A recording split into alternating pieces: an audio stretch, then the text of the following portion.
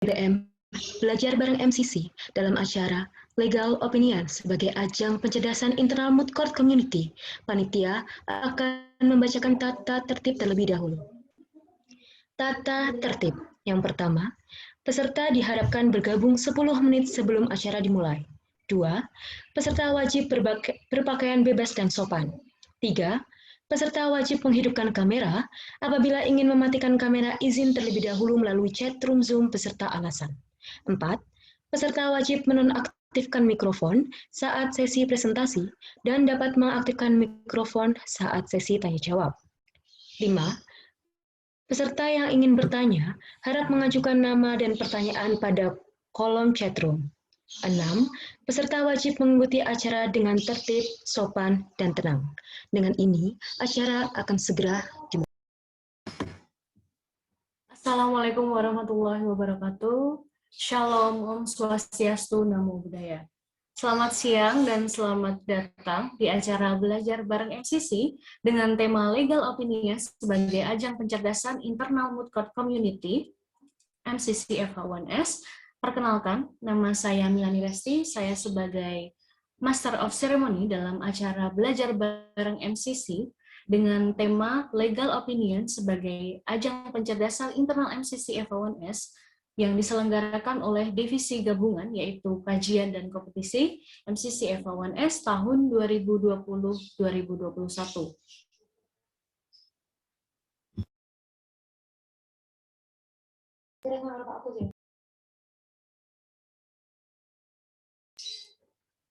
Baik, mari saya ucapkan selamat datang kepada Prof. Pujiono SHMH selaku Wakil Dekan 1 Bidang Akademik Riset dan Kemahasiswaan.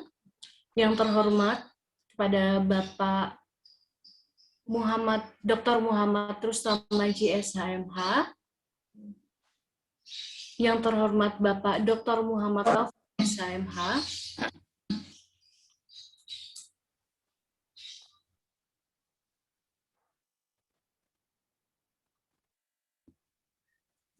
Tak lupa saya ucapkan selamat datang kepada narasumber kita pada siang hari ini, yaitu Bapak Dr. Muhammad Rustam Maji SHMH dan Bapak Dr. Muhammad Taufik SHMH, dan juga yang kami hormati alumni MCC FH1S, serta hadirin sekalian. Sebelum acara pada siang hari ini dimulai, ada baiknya kita berdoa terlebih dahulu. Berdoa menurut agama dan kepercayaan masing-masing, berdoa dipersilakan.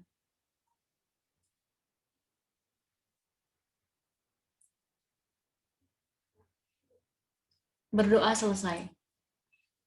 Baik, acara selanjutnya yaitu pembacaan susunan acara, yang antara lain adalah pertama adalah pembukaan, dilanjutkan dengan sambutan-sambutan, dilanjutkan dengan acara inti, dan yang terakhir yaitu penutup. Sebelumnya, tak lupa saya sampaikan kepada seluruh peserta tahun ajaran 2018 sampai 2020 untuk tidak meninggalkan forum setelah closing karena akan ada pembagian kelompok terkait pembagian legal opinion. Kemudian menginjak acara selanjutnya yaitu sambutan-sambutan. Sambutan yang pertama yaitu dari koordinator MCC FH1S, yaitu Aprianzah Saputra, selaku koordinator MCC FH1S, kepada Saudara Hamzah, kami persilahkan. Oke, baik, terima kasih. Selamat siang. Assalamualaikum warahmatullahi wabarakatuh. Salam sejahtera bagi kita semua. Salam mutras. Yang terhormat, Dekan Fakultas Hukum Universitas 11 Maret, Prof. Dr. I Gusti Ayu Pututrahmi Handayani, SHMM. Yang terhormat, Wakil Dekan Bidang Akademik, Riset dan Kemahasiswaan, Pak Dr. Pujiono SHMH. Yang terhormat, Pembina Mood Court Community, Community FH1S, Pak Dr. Agus Riwanto, SHG MAG. Yang terhormat, juga kepada narasumber kita pada hari ini, yaitu Pak Muhammad Rustam Maji SHMH dan juga Pak Dr. Muhammad Taufik SHMH. Dan juga kepada para peserta yang mengikuti acara BBM Legal Opini sebagai ajang pencerdasan internal Moot Court Community FAWNS 2021. Pertama-tama marilah kita panjatkan puji dan syukur kepada Tuhan Yang Maha Esa karena ridhonya kita dapat berkumpul bersama dalam acara ini walaupun secara online yang bertemakan BBM Legal Opini sebagai ajang pencerdasan internal Moot Court Community 2021 yang diselenggarakan pada hari ini melalui platform Zoom. Kegiatan ini dimaksudkan untuk pencerdasan internal Moot Court Community dalam membuat legal opini. Mengingat legal opini ini sangat penting dalam menangani suatu kasus yang terjadi. Dengan adanya program ini diharapkan para peserta yang mengikuti acara ini dapat mendapatkan ilmu dari para pembicara atau narasumber, sekaligus juga nanti akan ada praktek membuat legal opini, dan ini semoga bermanfaat bagi kalian yang mengikutinya. Mungkin untuk menyingkat waktu, pembukaan dari saya itu hanya segitu saja. Demikian atas waktunya yang diberikan kepada saya untuk memberikan sambutan dalam acara ini. Sekian dan kurangnya mohon maaf. Yang sebesar-besarnya, wassalamualaikum warahmatullahi wabarakatuh. Terima kasih kepada Aprianza Hamzah yang sudah memberikan sambutan. Untuk sambutan yang kedua, yaitu selanjutnya, sambutan yang kedua yaitu Prof. Pujiono, SHMH, selaku Wakil Dekan 1 Bidang Akademik, Riset, dan Kemahasiswaan. Kepada Bapak Profesor Pujiono, kami persilakan. Baik, terima kasih. Salam sejahtera, salam sehat bagi kita semuanya. Selamat siang menjelang sore yang saya hormati. Ini ada Pak Dr. Rustam Maji selaku pembicara, dan selamat siang Pak Rustam.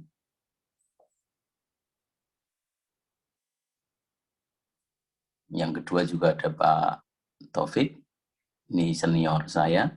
Saya dulu pernah magang di kantor beliau ketika sebelum lulus dan pasca lulus jadi mahasiswa S1. Selamat siang Pak Taufik. Halo. Sudah bergabung ya beliau ya? Ya, oke. Selamat siang. Ini senior panutan kita semuanya ini. Termasuk lawyer elit ya, di Solo dan di Indonesia. Semoga tetap konsisten dan tetap untuk tidak bosan-bosan menyebar ilmu kepada adik-adiknya. Adik-adik termasuk koordinator Mas Hamzah dan adik-adik semuanya. Alhamdulillah, puji syukur kepada Allah SWT. Meski kondisi libur, hari ini kita dipertemukan untuk belajar bersama dari narasumber yang tepat, saya pikir. Kita belajar mengenai legal opinion. Nah, legal opinion, ya temanya ini legal opinion sebagai ajang pencerdasan internal Moot Court Community. Di luar legal opinion itu ada nilainya. Jadi kalau sudah lawyer-lawyer itu nanti Mas Taufik barangkali bisa akan cerita berapa nilai satu legal opinion. Itu bisa sampai berapa. Apalagi kalau nanti membuat legal opinion untuk perusahaan multinasional corporate, itu akan nilainya lebih besar sekali. Nilai itu dalam konteks tentu saya ngomong soal financial advantage ya. Nah, tentu ini mengembirakan. Jadi profesi sebagai seorang lawyer itu ternyata bukan hanya sekedar beracara di sidang pengadilan, tapi termasuk dalam membuat legal opinion. Nah, dalam berbagai kasus, bisa itu untuk kasus perdata, kasus pidana ataupun yang lainnya. Nah, tentu acara ini bagi sebagian dari adik-adik barangkali masih baru, itu tentu bisa sebagai pengenalan, apalagi nanti akan ditambah praktek, pasti akan membuat sesuatu hal yang baru dan excited tentunya. Dan sebenarnya juga ini satu hal yang baru. Dulu zaman saya, hal-hal yang begini itu jarang-jarang ada. Kita kalau mau menimba untuk membuat LO, menimba ilmu kepengacaraan, ya harus datang ke kantor pengacaranya dulu. Jadi kita akan belajar betul. Nah, sekarang dari senior-senior mahasiswa itu sudah juga menyediakan, meskipun saya berharap juga nanti adik-adik bisa belajar nanti mulai dari semester 5 bisa melaksanakan kampus merdeka, magang merdeka. Nah, itu bisa termasuk mengambil magang merdeka di kantor pengacara selama 6 bulan. Nah, itu tentu akan mendapatkan ilmu yang luar biasa, yang selama ini mungkin bisa jadi hanya awang-awang, tapi ini real menghadapi dunia nyata, bagaimana menghadapi klien, menghadapi termasuk ketika nanti persidangan dan seterusnya. Sekali lagi terima kasih kepada panitia yang telah memfasilitasi acara ini dengan mengundang pembicara-pembicara yang kompeten dan hebat. Saya berharap acara ini tidak berhenti di sini, nanti bisa terus dikembangkan dengan materi-materi lanjutan atau materi-materi berbeda yang tentu lebih menarik lagi. Demikian, saya ucapkan terima kasih. Selamat berwebinar. Assalamualaikum warahmatullahi wabarakatuh. Waalaikumsalam warahmatullahi wabarakatuh. Baik, terima kasih kepada Prof. Pujiono yang telah memberikan sambutan serta nasihat kepada kita semua. Menginjak acara selanjutnya, yaitu inti acara pada siang hari ini, di mana BBM kali ini merupakan ajang pencerdasan bagi MCC FA-UNS untuk dapat membuat legal opinion yang baik dan benar. Sehingga kedepannya diharapkan MCC dapat melahirkan bibit-bibit unggul bagi bangsa Indonesia, dan juga BBM kali ini akan dipandu oleh moderator, yaitu Saudara Lutfi Nugraheni. Kepada moderator kami persilakan. Baik, terima kasih. Selanjutnya acara saya ambil alih. Perkenalkan, nama saya Lutfi Nugraheni. Di sini saya sebagai moderator dalam acara webinar Legal Opinion sebagai ajang pencerdasan Internal Moot Court Community FA-UNS. Ya, langsung saja kita memasuki acara inti, yaitu pemaparan materi dari para narasumber. Baik, narasumber kita yang pertama adalah Bapak Dr. Muhammad Taufik SHMH. Sebelumnya saya akan membacakan CV beliau terlebih dahulu. Nama lengkap Dr. Muhammad Taufik SHMH, tempat tanggal lahir Surakarta, 24 September 1964, agama Islam, pekerjaan, ada dosen Magister Ilmu Hukum Universitas Sultan Agung Semarang, peneliti senior Judicial Corruption Watch Kota Surakarta, dosen kontrak program Magister Ilmu Hukum Universitas Jana Badra, anggota Research Group Eksternal Pusat Studi Demokrasi dan Ketahanan Nasional Lembaga Penelitian dan Pengabdian kepada Masyarakat Universitas 11 Maret, kemudian menjadi narasumber dan pembicara di berbagai seminar tentang hukum, konstitusi, dan problematika sosial. Kemudian alamat ada di Jalan Kawung,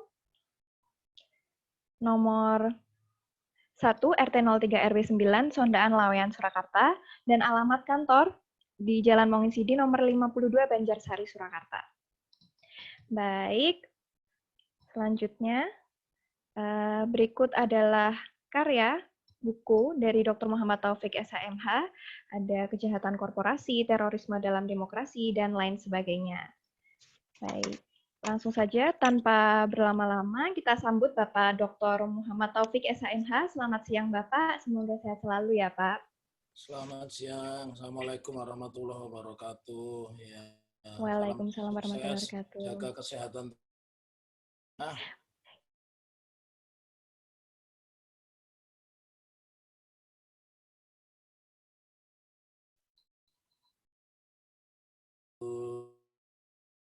Ya. Ucapkan terima kasih pertama kepada disebutkan oleh beliau kantor kami, dan kami tiganya beliau lulus pertama ya, dan saya meniti karir kalau mahasiswa tahu, profesi pertama saya bukan seorang advokat, saya menekuni profesi sebagai jurnalis. Jadi ketika mahasiswa, saya mencari pendapatan tambahan sebagai jurnalis, wartawan lepas di beberapa media, ada Suara Merdeka, ada koran mingguan Buana Minggu, dan beberapa media lain. Jadi pada saat itu,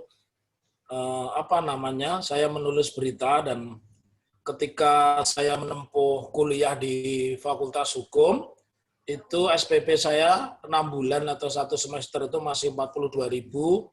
Mas saya nulis dapat 7.000, kadang 20.000 sebulan. Jadi surplus lah, katakanlah begitu.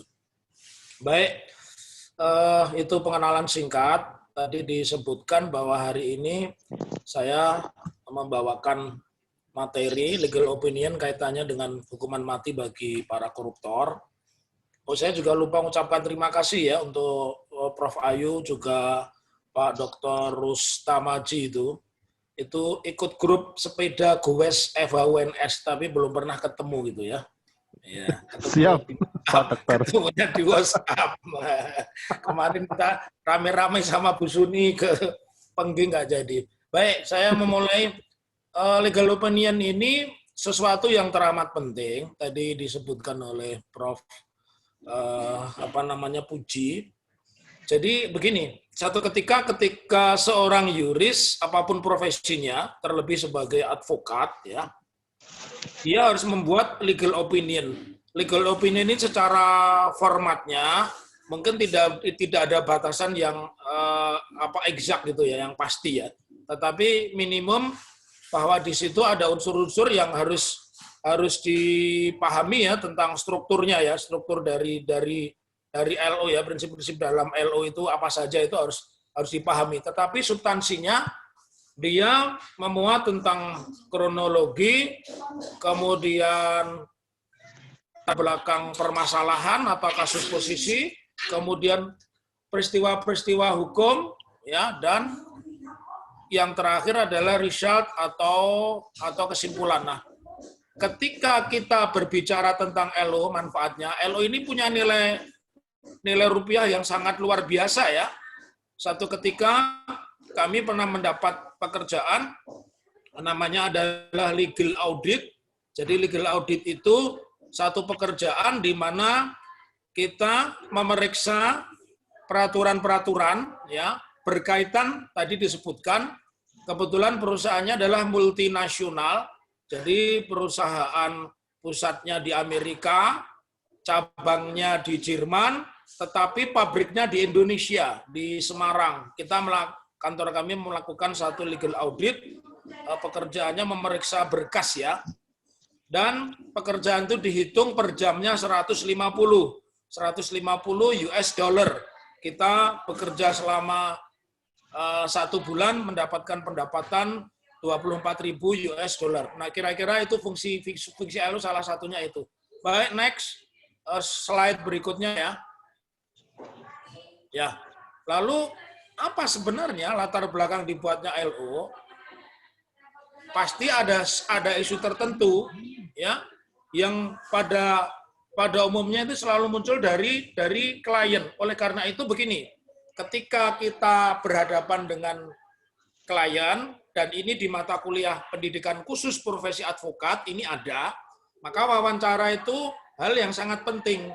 Biasanya materi wawancara dengan klien itu diberikan kepada advokat-advokat yang memiliki jenjang pengalaman yang lama atau long experience ya. Karena LO ini harus sistematis dan proporsional. Nah, pertanyaannya, kenapa harus sistematis proporsional? Sebab kita itu harus fokus ya. Maksudnya orang datang kepada seorang lawyer atau advocate, dia pasti menguraikan sisi-sisi yang menguntungkan dia saja. Nah, kita tidak boleh percaya itu karena kita ini seorang advokat, kita yang harus mengarahkan dia, ya. Oleh karena itu, ketika seorang klien bercerita di luar hal-hal yang menjadi fokus permasalahan, kita harus meluruskan, ya. Oleh karena itu, legal opinion itu harus sistematis dan uraiannya mudah dipahami. Lanjut ya, slide berikutnya.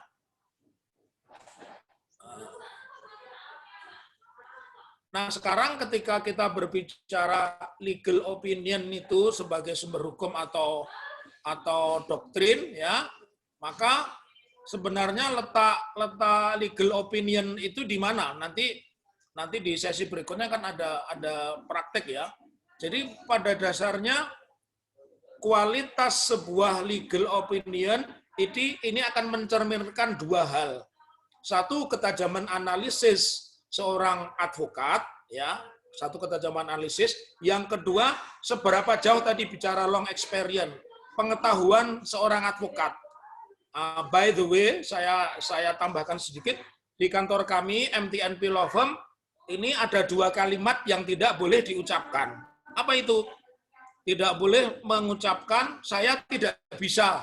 Yang kedua, tidak boleh mengucapkan saya tidak tahu. Kenapa? Ini filosofinya sangat dalam.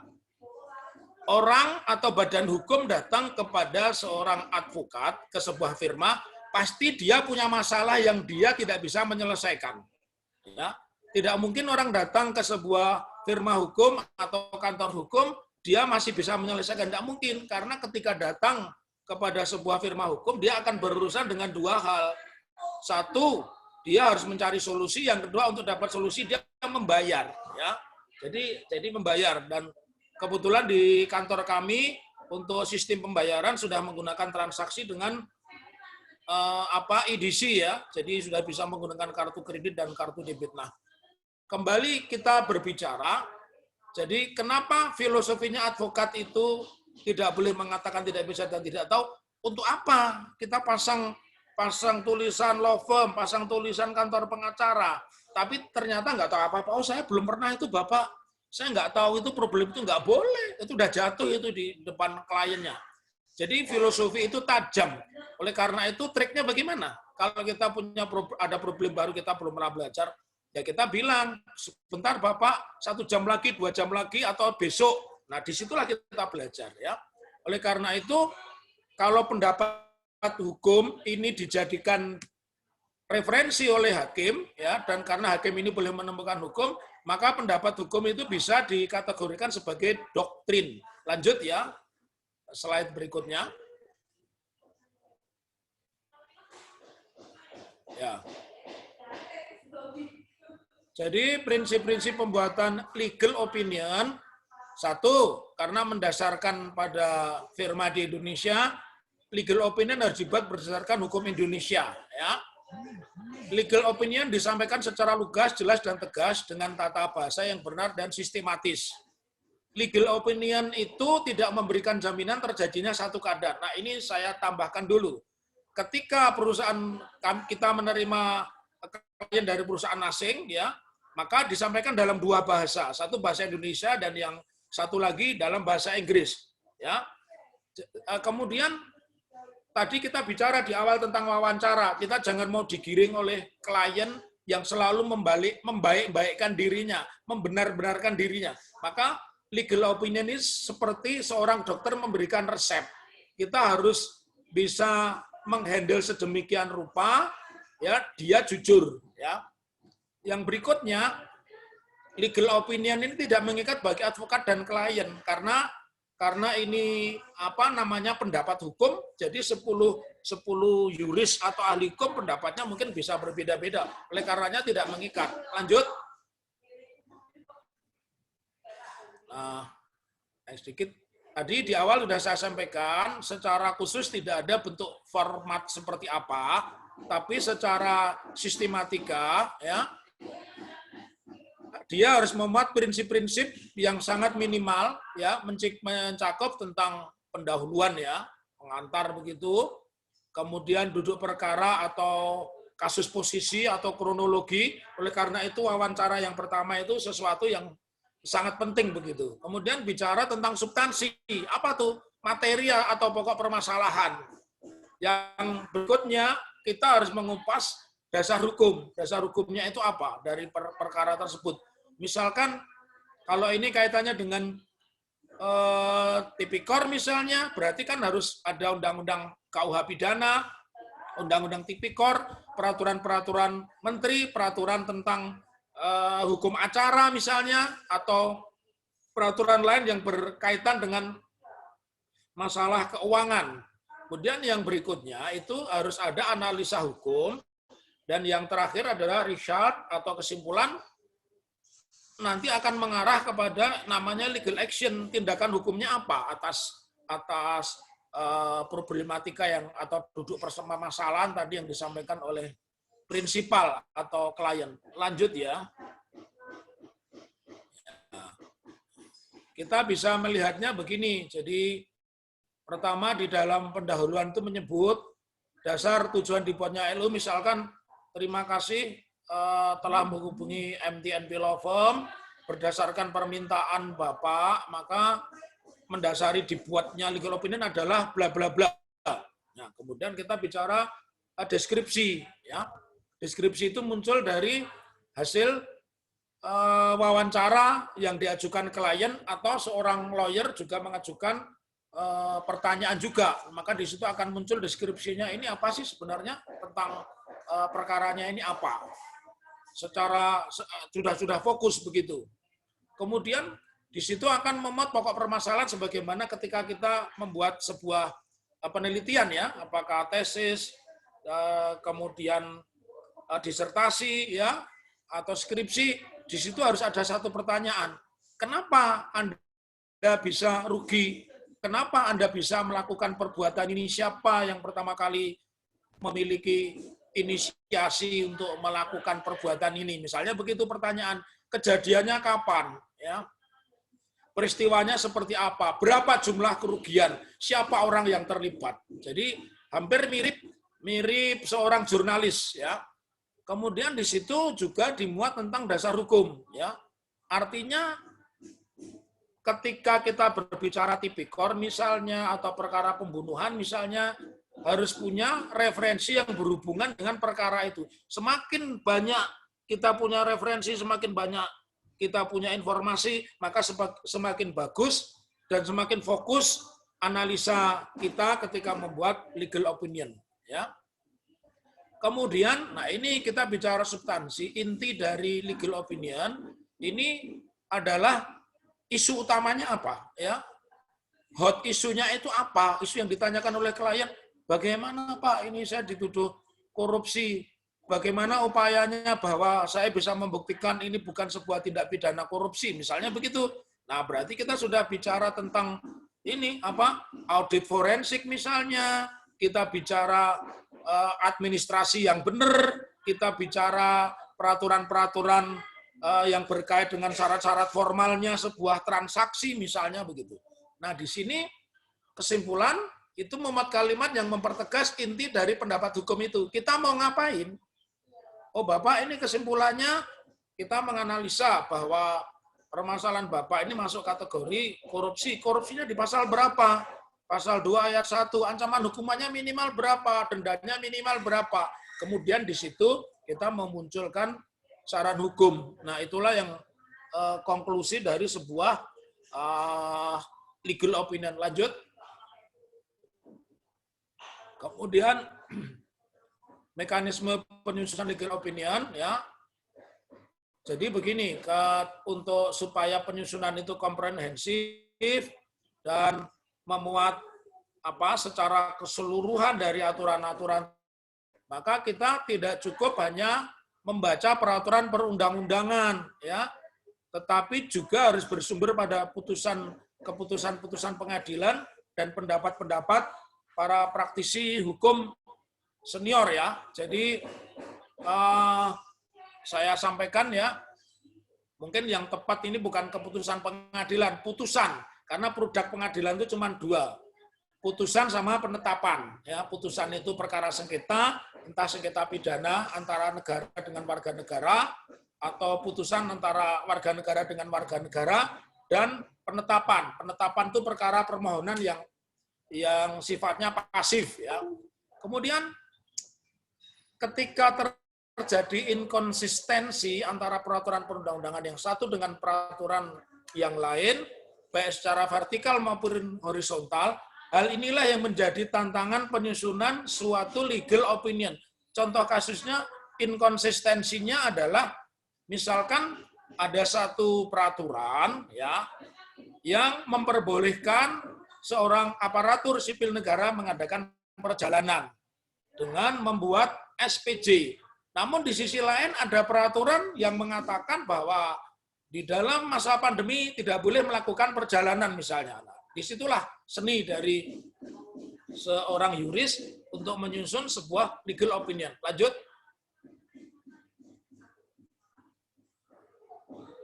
Kemudian hal-hal penting yang harus diperhatikan ketika kita membuat legal opinion itu harus akurat. Ya, ibarat orang main bola, percuma kita di depan gawang, tetapi kalau tidak bisa menciptakan gol, percuma aja mau cek bola segitu indahnya, keeping dan sebagainya, tapi nggak bisa gol ya percuma. Maka harus check and recheck. Ya, jadi jangan sampai memberikan saran hukum. Saran hukum yang salah itu namanya judicial malpraktik.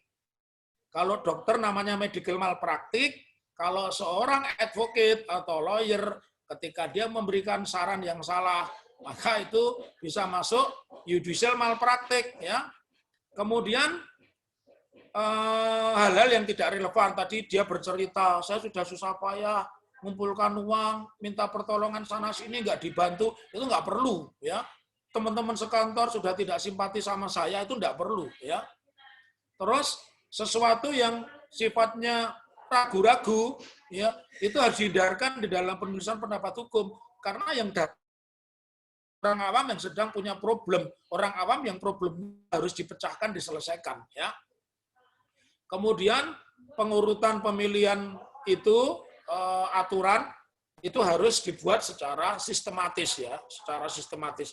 Di situ akan kelihatan karakternya tadi, long experience-nya, ketajamannya, skill-nya itu akan terlihat itu. Dilanjut ya.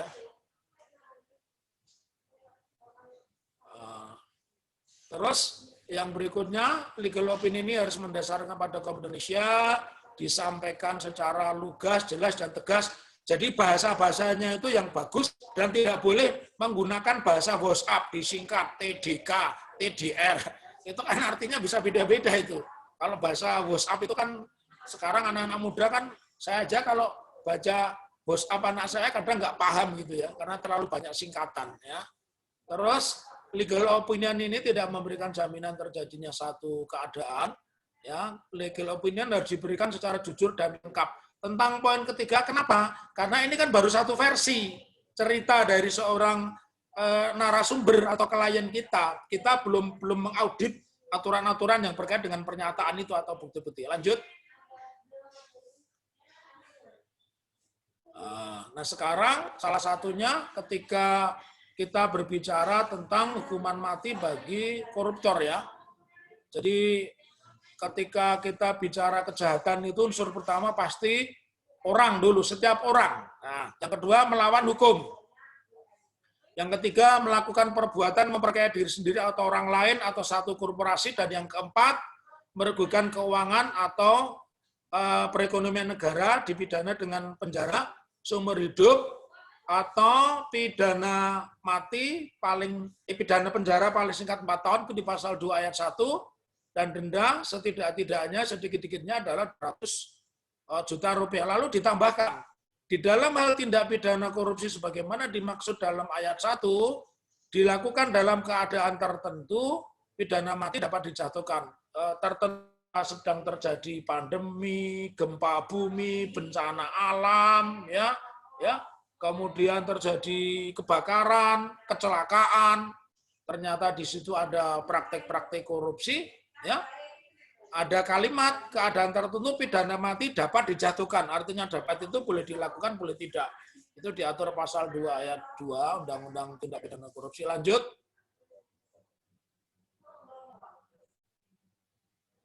Ya, jelas pasal W2 ini memiliki satu pemahaman bahwa yang dimaksud tertentu dalam keadaan ini unsurnya adalah pemberatan, ya. Misalkan mencuri dengan memukul berbeda hukumannya. Mencuri dengan tentu hukumannya dengan yang mencuri biasa. Artinya ketentuan ini mengatur sebagai pemberatan bagi pelaku pidana. Apa tersebut dilakukan pada waktu negara dalam keadaan bahaya, perang, ya. Ternyata masih ada. Apakah perang itu bisa korupsi? Bisa, karena kan tidak mungkin perang itu pasti daerah tertentu. Tapi daerah yang aman,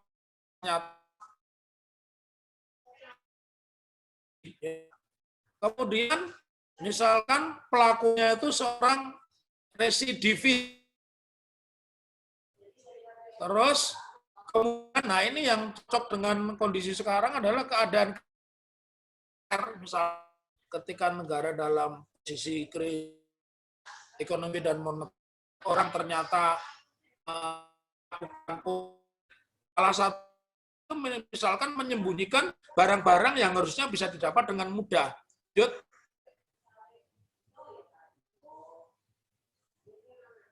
Kemudian kita menganalisa, ya, misalkan keadaan tertentu itu yang masuk kategori situasi tertentu itu pandemi COVID-19. Kemudian di situ harusnya membagi-bagi bantuan sosial, ternyata dari bagnya sudah dikorup ya, harganya dinaikkan menjadi 100.000, belum termasuk. Padahal di dalam situasi itu kan nyari uang susah, karena semua sebagaimana mestinya dalam beberapa hal mungkin lini ekonomi ini stagnan, atau kalau enggak malah artinya turun tuh merugikan gitu. Nah, pertanyaannya, apakah layak jika hukum mati bagi koruptor dalam masa pandemi COVID seperti jadi ketika orang melakukan saat orang susah? Kalau ini mahasiswa lihat ya, sekarang ini pemain-pemain besar itu sudah berdarah-darah ya. Roti udah jualannya di pinggir jalan. Terus kemudian juga sudah begitu KFC. Nah, yang paling parah itu ini mahasiswa sekarang kan kaya-kaya. Kalau Pak Puji nggak mungkin pergi ke mall gitu ya. Starbucks misalnya. Starbucks itu di Jakarta sudah berdarah-darah. Dia pakai termos dan kopi itu. Udah kaki 5. Lanjut ya. Lanjut. Nah, akhirnya kita muncul pro kontra hukuman mati. Wajar ya, dalam sebuah itu berkembang dua, setuju, mendukung, tidak mendukung, menerima, dan seterusnya.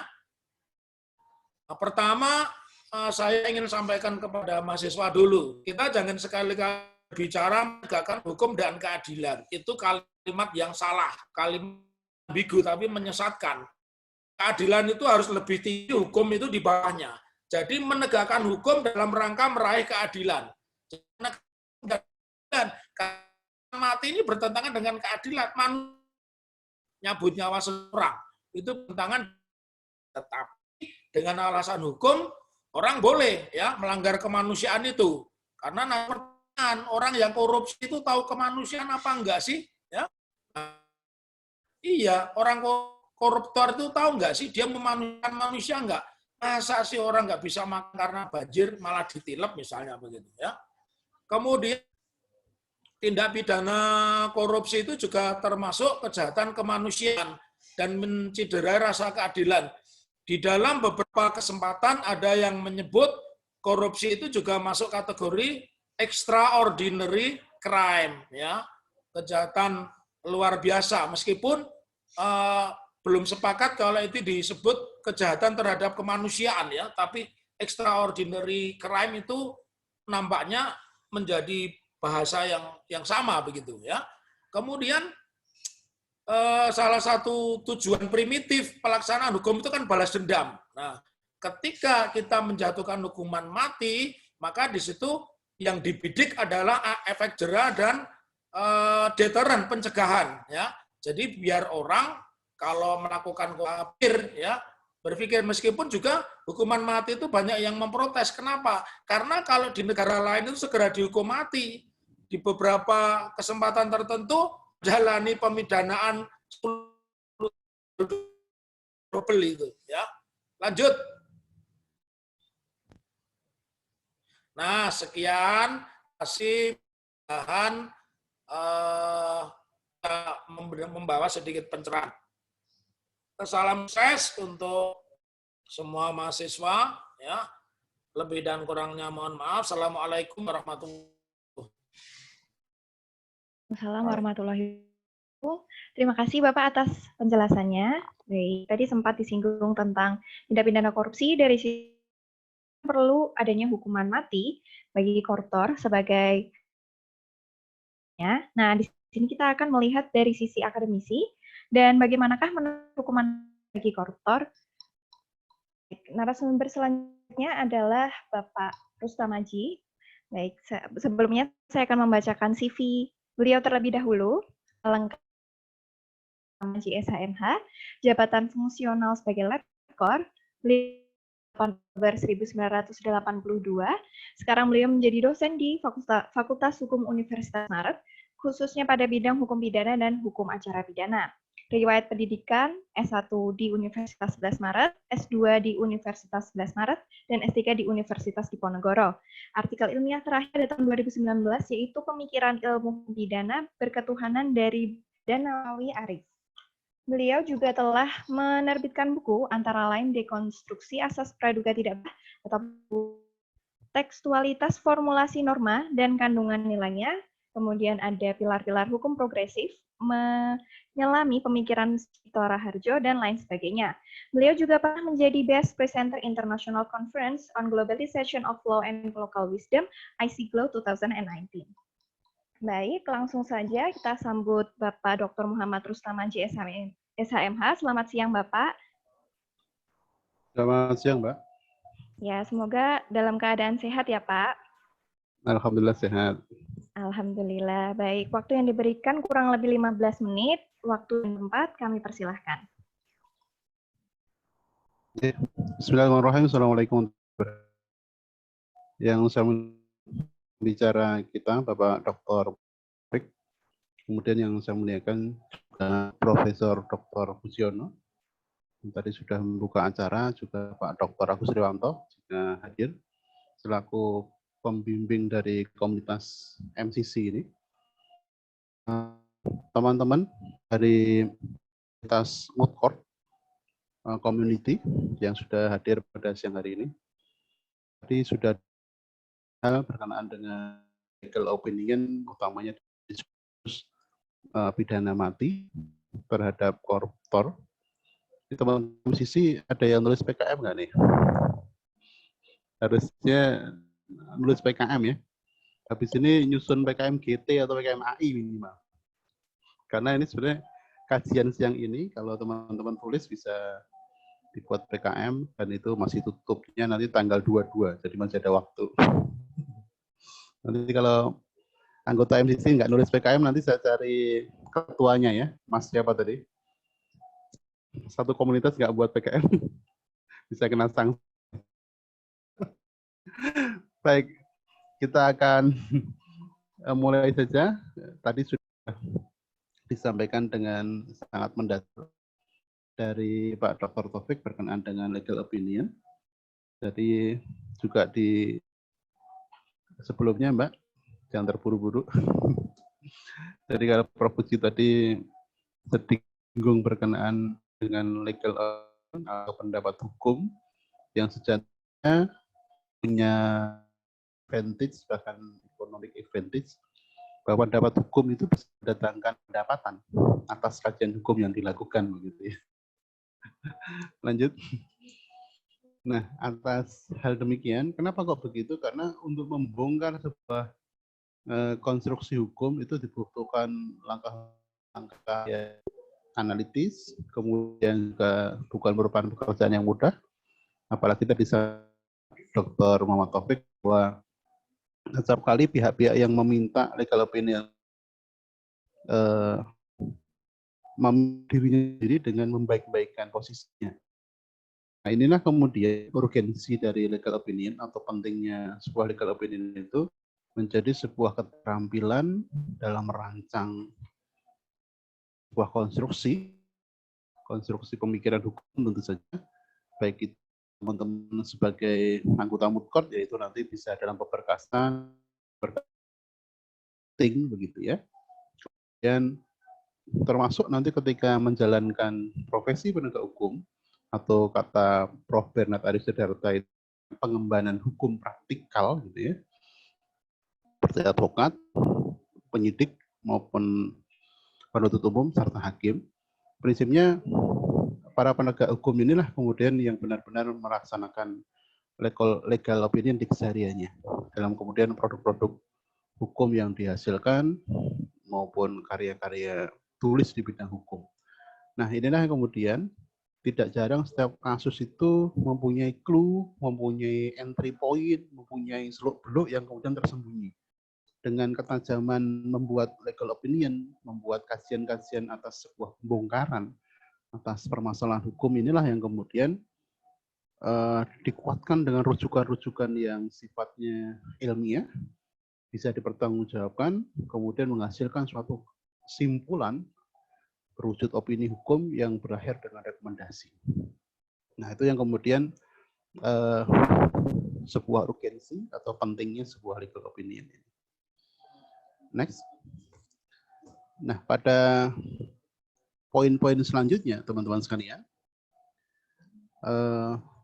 ada komponen-komponen penyusun legal opinion. Kalau secara singkat tadi sudah dijabarkan secara detail oleh Pak Dr. Muhammad Taufik. Tapi ini juga legal opinion itu ada juga yang menyebut sebagai legal memorandum, sebuah memo gitu ya. Ada judulnya, ada uraian kasusnya atau kasus posisinya, ada perumusan isu atau masalah hukumnya, kemudian jawaban singkat atau dikenal dengan hipotesis. Nah, meskipun ini istilah hipotesis ini ditentang oleh Prof. Peter Mahmud Marzuki, karena di dalam konteks hukum itu tidak mengenal adanya hipotesis. Gitu. Tapi itu hanya dikenal di ilmu sosial. Maka di dalam bukunya Prof. Peter ini tidak mengenal hipotesis. Dan seperti yang disinggung oleh Pak Muhammad Taufik tadi, bahwa legal opinion itu seperti resep begitu ya, atau bahasa ilmiahnya kita kenal dengan sifatnya preskriptif. Jadi preskriptif itu memberikan presisi tertentu untuk dilakukan layaknya resep. Gitu. Kemudian ada juga penelusuran pemeriksaan dan penelusuran bahan-bahan hukum, analisis hukumnya, serta pendapat hukum atau disebut di dalamnya legal opinion. Jadi di dalam legal memorandum itu ada legal opinion. Selanjutnya teman-teman, ini di tahap di slide selanjutnya kita akan melihat ini komponen yang sebenarnya ada di buku yang menjadi pedoman anak-anak MCC sebenarnya. Jadi ini buku lama tentang moot court yang kemudian di halaman 125 bagian kanan dari atas sampai bawah. Ada gambar seperti ini ya, nanti kalau nggak percaya lihat aja sendiri. Jadi ada legal memorandum atau kemudian di dalamnya ada judul, identitas, siapa yang meminta itu. Kemudian kalau identitas ini biasanya sangat tergantung apakah identitas dari para pihak atau kemudian bisa juga instansi atau corporate, sangat tergantung. Kemudian mengenai kasus posisinya, perumusan isu hukumnya, penelusuran bahan hukum, analisa hukumnya, opini hukum, dan rekomendasi hukum. Jadi ada beberapa contoh misalnya berkenaan dengan biasanya pada kasus-kasus yang cukup rumpil begitu ya, kasus yang tidak menunjukkan sebenarnya kasus. Jadi contohnya misalnya beberapa waktu yang lalu ada seorang ibu perawakannya kecil dituduh melakukan pembunuhan kepada seorang bapak-bapak. Tapi setelah ditelusur dihadap perhadapan di kepolisian, ini terjadi di Polres Sukoharjo. Ternyata sang ibu tadi sebenarnya korban yang hendak dibunuh oleh seorang bapak-bapak tadi. Namun dengan kekuatan the power of mak-mak, seharusnya dia dipukul pakai palu dan ditusuk pakai pisau, ternyata bisa ditangkis dan justru palu itu dipukulkan balik ke sang bapak yang tadinya merasa dipermalukan karena utang piutang, kemudian justru meninggal di dalam mobil yang dia kendarai. Si ibu tadi juga terluka parah karena kepalanya bocor dan sempat mohon maaf kencing di celana. Nah, justru alat bukti yang menunjukkan dia kencing di celana itulah yang menjadi poin penting dalam analisis hukum bahwa ini sebenarnya terjadi pembelaan diri atas serangan yang membahayakan nyawanya.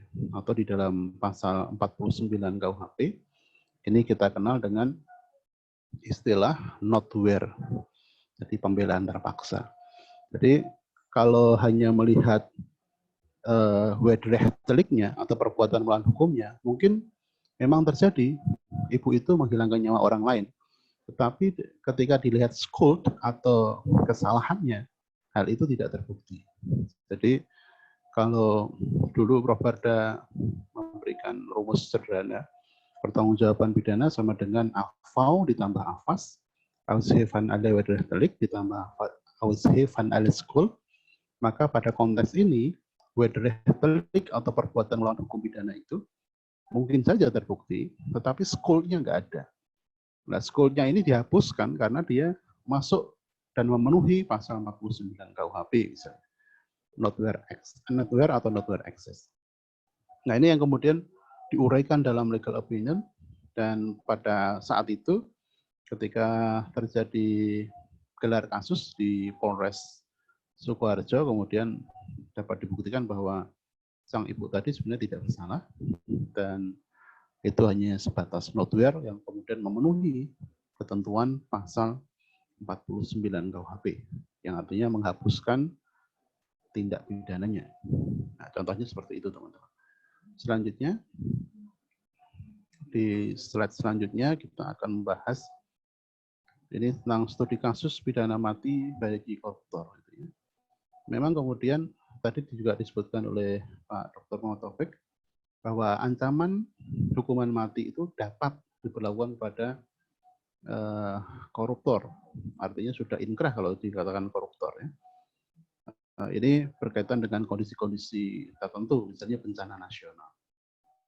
Nah, kata dapat inilah yang kemudian meskipun sudah memperkaya diri sendiri atau orang lain atau memperkara korporasi, agaknya tidak menjadi sebuah pilihan mutlak. Jadi kata dapat itu bisa saja kemudian disimpangi karena itu sifatnya sebagai aksesorir, ya, sebagai tambahan saja. Nah, ini yang kemudian studi kasus berkenaan dengan hal ini menjadi sebuah tantangan tersendiri untuk membuktikan bahwa apakah sebuah pidana mati itu layak diterapkan terhadap segala macam tindak pidana korupsi. Dulu memang ada sebuah ungkapan dari negeri Cina, Zhurongji, sebelum Xi Jinping berkuasa, ya. Zhurongji itu mengatakan sediakan 100 peti mati dan satunya sediakan untuk saya kalau saya korupsi. Itu yang kemudian memang tidak, akhirnya tidak 100 orang dieksekusi mati, tetapi oleh Zhurongji memang dilakukan untuk beberapa orang saja yang dampaknya menghasilkan efek getar atau deterrence bagi pelaku-pelaku yang mencoba korupsi di negeri Cina, akhirnya tidak berani lagi. Tetapi korupsinya di luar negeri dengan cara ekspor debt namanya, yang dengan cara ekspor utang. Ya, semoga di beberapa pembicaraan Pak Dr. Muhammad Taufik ini juga membahas dengan sangat tegas berkenaan dengan ekspor debt ini, dan itu sebenarnya merupakan kritik keras. Semoga Indonesia nggak kena, tapi kayaknya kena ekspor debt ini. Selanjutnya, nah ini contoh tadi ketika dikatakan ada diskursus, ada dualisme pemikiran. Jadi penjatuhan pidana mati korupsi dana bansos COVID misalnya, ada yang mengatakan itu mencederai, jadi pidana mati itu mencederai konstitusi. Apakah ia mencederai konstitusi? Karena tentunya kalau kita lihat konstitusi pasal 28A, pasal 28I, itu seakan-akan memberikan hak hidup itu adalah non-derogable right, artinya tidak bisa dicabut dengan pasal atau dengan cara apapun. Meskipun di pasal 28J kalau salah, itu juga menunjukkan ada kewajiban asasi yang dimaknai seperti itu, karena setiap hak asasi seorang itu dibatasi dengan hak asasi orang lain. Nah, itu yang kemudian sebenarnya di dalam konteks hak asasi manusia itu juga menjadi kajian tersendiri. Apakah benar itu melanggar HAM? Jadi pidana mati itu apakah senantiasa melanggar HAM atau tidak? Inilah yang kemudian menjadi diskursus awal, menjadi isu hukum. Apa kemudian penjatuhan pidana mati itu di satu sisi mencederai konstitusi karena konstitusi bisa menghargai hak asasi manusia. Apakah kemudian juga melanggar HAM karena sila kedua Pancasila itu kandungannya adalah hak asasi manusia. Beda dengan sila kelima yang kandungannya adalah social right atau nation right begitu ya. Slide selanjutnya silakan. Nah, pada kajian selanjutnya terhadap ringkasan kronologi kasus Pak Menteri ini ya, yang kemudian ternyata dalam satu sisi kita lihat bahwa Pak Juliari ini apakah sebuah kerakusan atau greedy itu yang kemudian layak untuk diganjar dengan pidana mati. Padahal ini juga pada kasus sembako COVID di Kemensos yang kemudian goodie bag-nya sudah di markup, isinya juga di markup. Luar biasa ini. Tapi gara-gara ada kata dapat itu yang kemudian maju mundur, nggak jelas kayak pocok-pocok. Selanjutnya, inilah yang kemudian teman-teman ketika nanti membuat legal opinion atau dituangkan di dalam ini ya, misalnya membuat program kreativitas mahasiswa gagasan tulis. Jadi saya tekankan berkali-kali biar teman-teman MCC juga nulis ya. Jadi ada beberapa produk hukum yang cukup menyesakkan ya.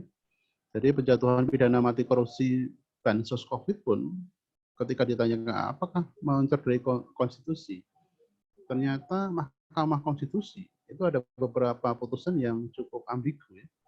Misalnya putusan nomor 2 dan nomor 3 garis miring PUU garis datar 5 Romawi garis miring 2007 tanggalnya 30 Oktober 2007 tentang telah memberikan pertimbangan hukum terhadap pasal 28A dan pasal 28I ayat 1.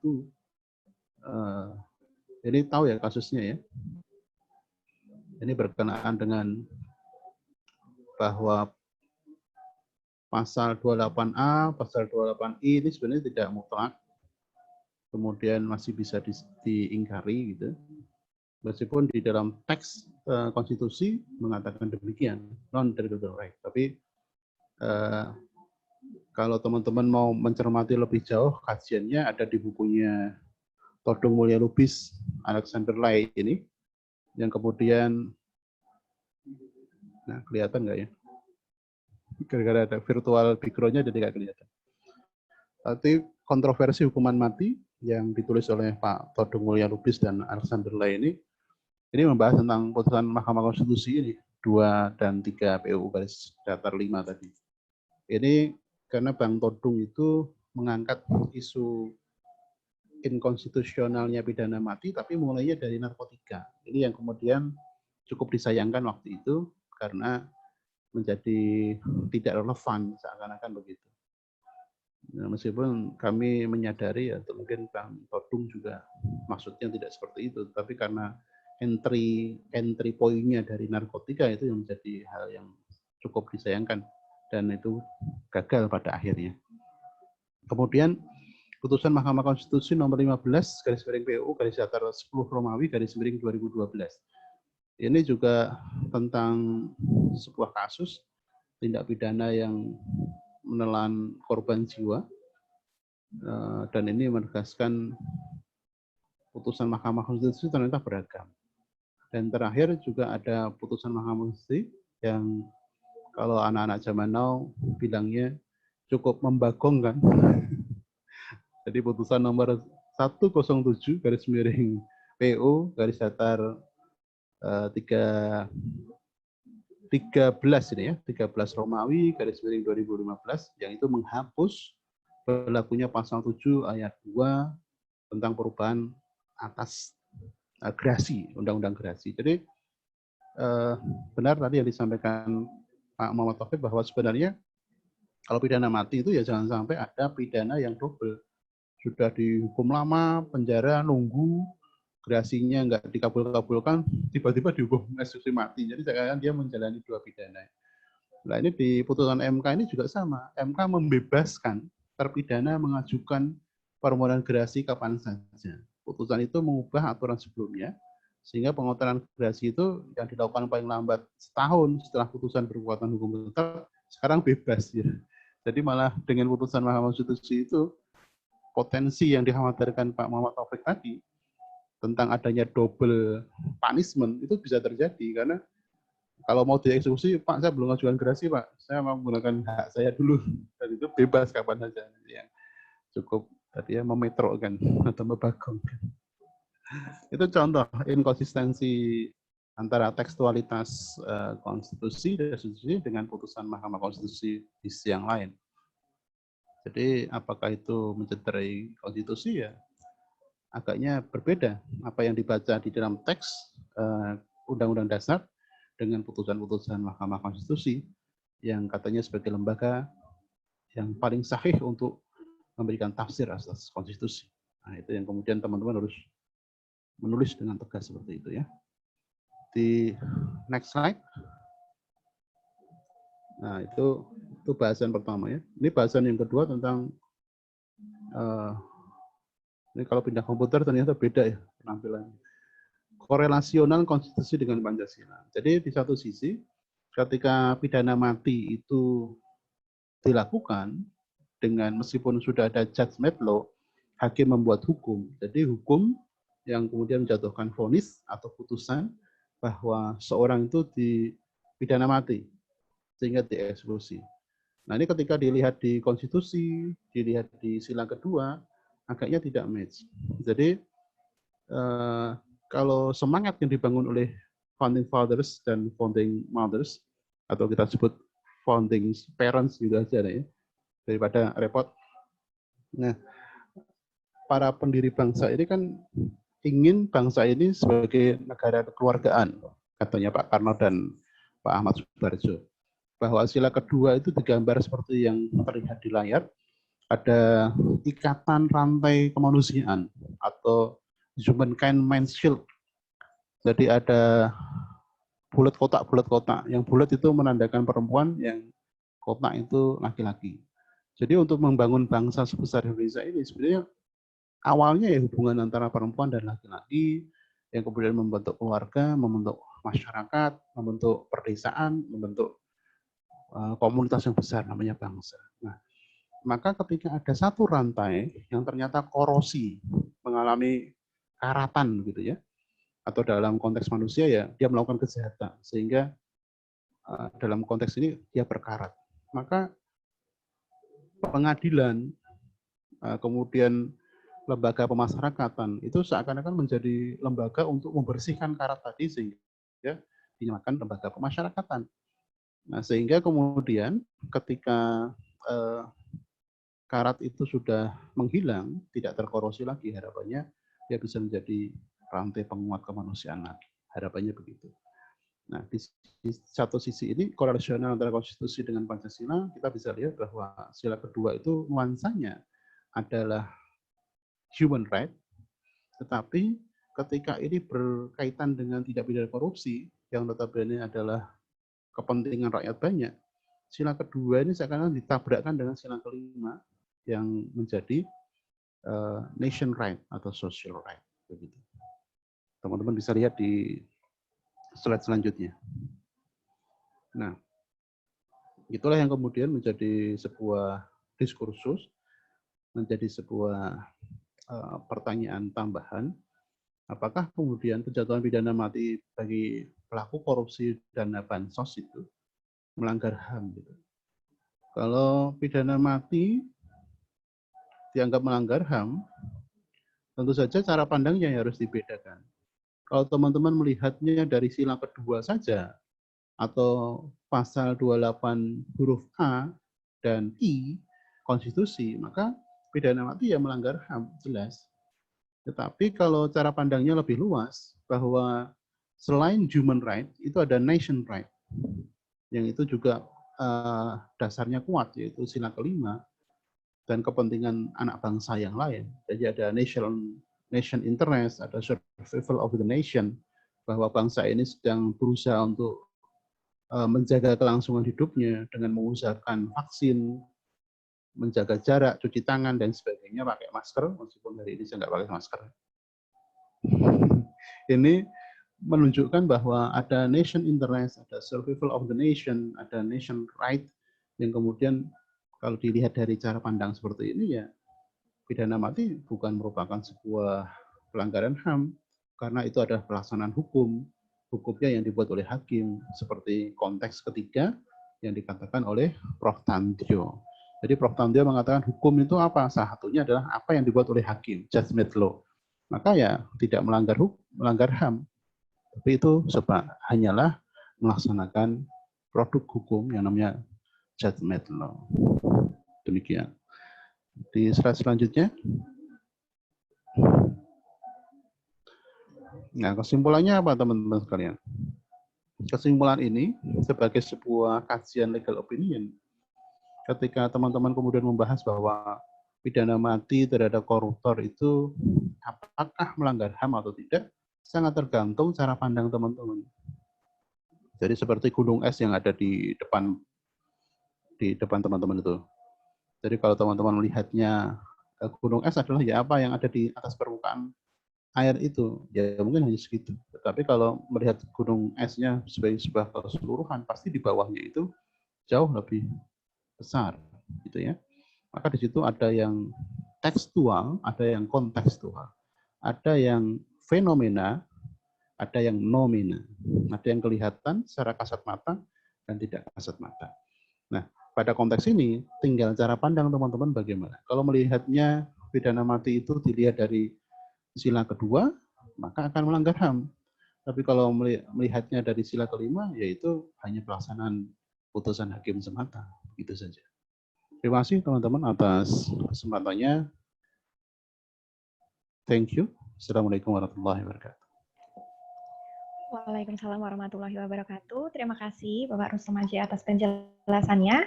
Selanjutnya kita memasuki ke sesi tanya-jawab. Dipersilahkan kepada para peserta untuk menyalakan kamera dan mikrofon jika ingin bertanya secara langsung, atau jika terdapat halangan dapat menuliskan pertanyaan melalui kolom chat.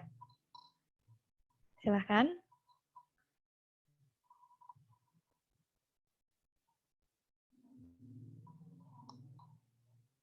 Baik.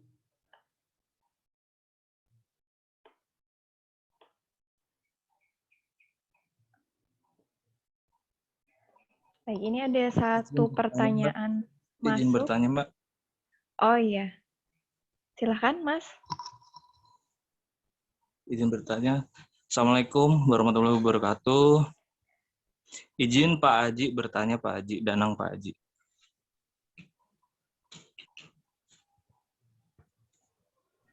Jadi silakan Mas Danang. Bertanya, Pak.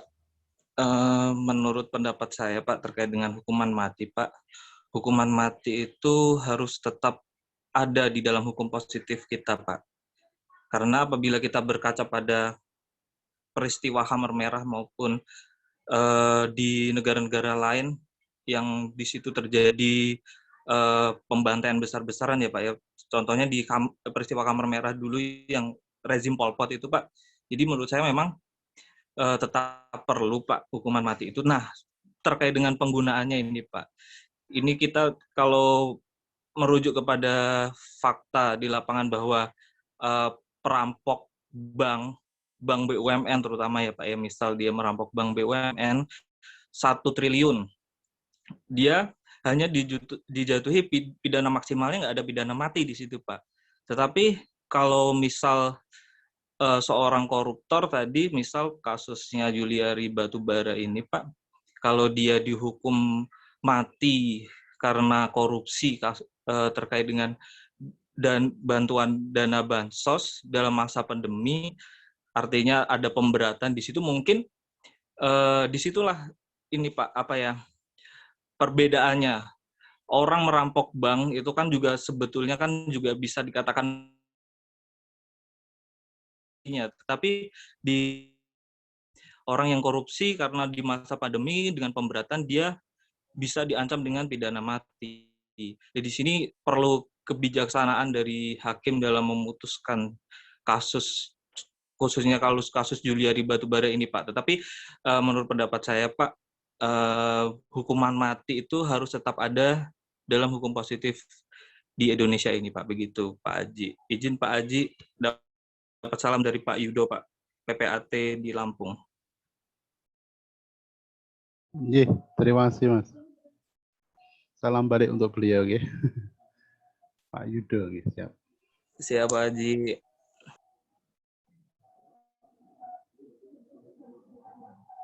Ini bagaimana Mbak Moderator? Silakan dijawab langsung aja Pak, tidak apa-apa. Jadi karena sifatnya pendapat, ya, jadi sepakat saya berkenaan dengan eksistensi pidana mati tetap ada secara tekstual sebagai sebuah pidana pokok, dan sejauh ini juga memang Indonesia berpandangan tidak menghapuskan pidana mati tersebut. Memang penggunaannya yang kemudian hanya harus selektif. Dan sejauh ini memang hanya eksekusi-eksekusi berkaitan dengan narkotika, utamanya berkaitan dengan itu, tindak pidana narkotika yang membawa dampak besar pada generasi bangsa, kemudian tindak pidana terorisme, yang kemudian sangat, ya meskipun sangat ini ya, sangat kasuistik sifatnya, kemudian bahkan kalau sekarang berkenaan dengan korupsi, meskipun tadi ya, secara pelaksanaannya itu masih ada kata dapat yang kemudian menjadi penghambat bahwa pelaksanaan itu bisa dilakukan. Karena kalau di dalam persidangan, kemudian mendakwa seorang dengan pasal tertentu yang ancamannya hukuman mati, maka seluruh proses persidangan itu biasanya nanti akan teman-teman temukan di dalam pertimbangannya, pertimbangan hukum, hal-hal yang meringankan tidak ada, bisa begitu. Jadi untuk memastikan bahwa perbuatan tersebut layak untuk dipidana mati, biasanya nanti di dalam rekuisitor jaksa biasanya mengatakan seperti itu, meskipun sebenarnya berlaku sopan, menjadi tulang punggung keluarga itu hal yang meringankan atau hal-hal yang sifatnya harus dipertimbangkan juga. Tapi biasanya kalau untuk pelaksanaan atau tuntutan pidana mati, hal-hal yang meringankan itu tidak ada. Itu biasanya. Itu yang acap kali, meskipun itu tidak ada aturan hukumnya ya, tapi selama ini yang terjadi dalam praktik oleh para pengemban hukum praktikal itu yang bisa kita amati. Nah, berkenaan dengan eksistensinya tidak ada masalah saya pikir, karena mungkin akan menjadi pertanyaan besar ketika pidana mati tidak ada, terus nanti kalau terjadi genosida bagaimana? Ketika terjadi apa namanya tindak pidana extraordinary crime yang kemudian menghabiskan banyak nyawa misalnya, genosida kan juga sasarannya nyawa, kemudian pembunuhan berencana sasarannya nyawa, terorisme itu juga nyawa, narkotika itu menghabiskan generasi, gitu ya, menghapuskan nalar sehat. Nah, kalau koruptor itu ada yang berpendapat ya kalau dalam kondisi tertentu ya layak dihukum mati, tapi pada kondisi yang normal misalnya, maka ada yang beranggapan bahwa koruptor itu meskipun dia greedy atau rakus, itu belum sampai ke level yang pantas dihukum mati. Itu dualisme pemikiran dari para pakar yang saling bersaing hingga saat ini. Termasuk putusan yang berkaitan dengan yang diperjuangkan waktu itu oleh Todung Mulya Lubis dan Alexander Lai ketika mengajukan putusan Mahkamah Konstitusi itu. Di tingkat Mahkamah Konstitusi juga terjadi perbedaan pendapat, ada dualisme. Demikian.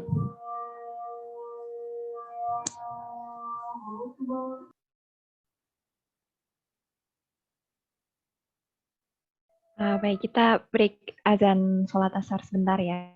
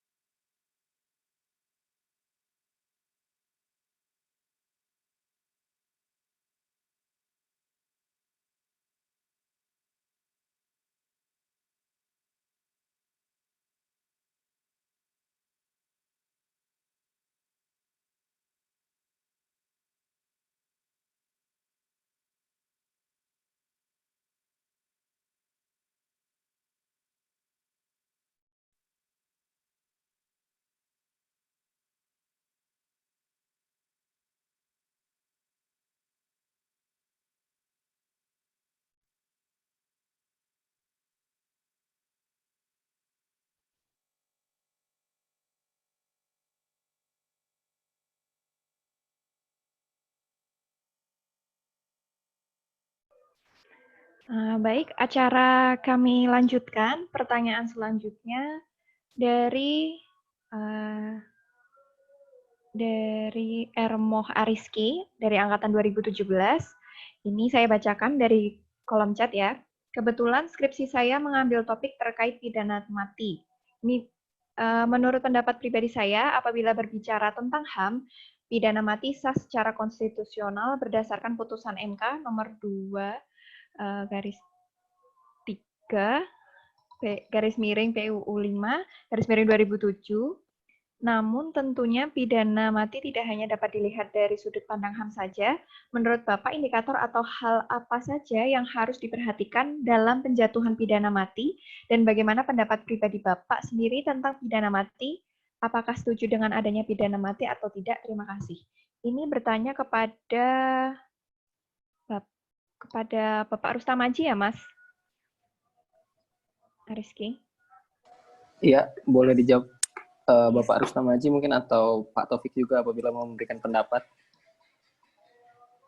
Baik, dipersilakan kepada Bapak Rustam Aji untuk menjawab.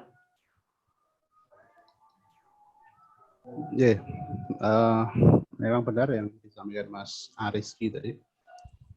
Ini berarti yang putusan MK itu meskipun terjadi dissenting opinion, memang putusan nomor 2 garis datar 3 tahun 2007 yang tadi dimuat di bukunya Pak Todong Mulya Lubis ini, itu memang kemudian berkenaan dengan Barina ini, itu ya, narkotika. Dan akhirnya ya sah-sah saja gitu, dilakukan. Meskipun ada beberapa pendapat lain atau terjadi dissenting opinion berkenaan dengan pidana mati ini. Nah, kalau menurut saya bagaimana? Kalau menurut pribadi saya sebenarnya pertanyaannya menjebak nih. Menurut pribadi Bapak sendiri tentang pidana mati, apa setuju dengan adanya pidana mati atau tidak gitu? Kalau saya sebenarnya begini, teman-teman sekalian. Jadi selain melihat hak asasi manusia, memang tadi kan ada hal-hal yang dipertimbangkan dan sebagainya. Meskipun kita kenal juga di dalam hukum pidana itu pertanggungjawaban pribadi. Jadi kalau misalnya memang pribadi itu tidak ada hal yang meringankan, bisa saja tindak pidana itu diganjar dengan pidana mati. Nah, kalau berkenaan dengan pribadi, pendapat pribadi sebenarnya asalkan proporsional ya tidak masalah. Karena teman-teman mesti bisa lihat seperti yang pernah saya tulis tentang biomi juridika.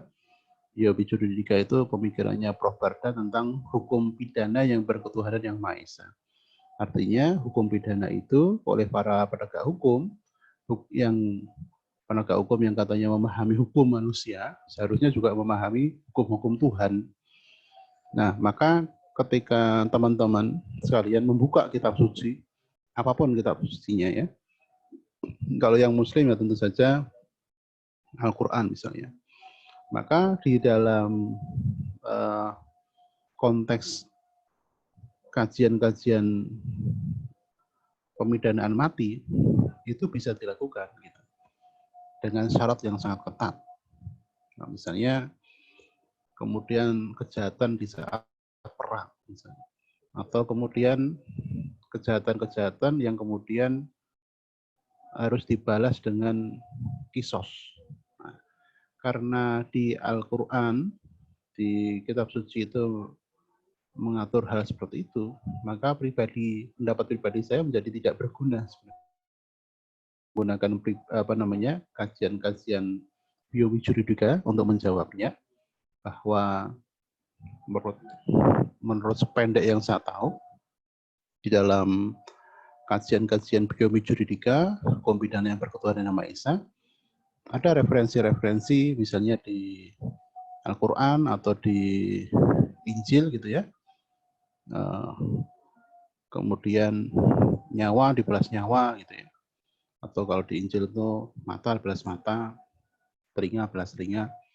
Tapi kalau di Al-Quran ada kesempatan sebenarnya, kecuali dimaafkan. Nah, itu bisa kemudian itu lebih baik. Tapi sebenarnya permaafan tadi juga tidak menghapuskan adanya kemungkinan pidana mati. Jadi kalau pendapat pribadi saya tidak memberikan pendapat karena siapa saya gitu loh bro. Jadi saya akan berpedoman pada ilmu dan pengetahuan. Nah, ilmu dan pengetahuan mengatakan pidana mati itu boleh, asalkan proporsional dan memang ada aturannya, ada rule of the game-nya. Pada kesempatan pada konteks keindonesiaan misalnya, kalau wakil rakyat kemudian membuat undang-undang yang di dalamnya menerakan pidana mati, dan itu sebagai kesepakatan, atau katanya von Savikny itu jiwa bangsanya menghendaki seperti itu, agar mencegah kejahatan yang luar biasa terjadi pada suatu bangsa itu, maka pidana mati itu menjadi warning bahwa hal itu tidak boleh dilakukan. Kejahatan yang luar biasa itu nggak boleh dilakukan. Maka pidana mati eksistensinya ya harus ada, kemudian pidana mati itu boleh dilakukan asalkan terpenuhi syarat dan ketentuan berlakunya. Terima kasih. Baik, terima kasih. Terima kasih Pak. Ya, terima kasih Pak. Kemudian apakah Bapak Taufik ingin menambahkan atau ingin memberikan pendapat?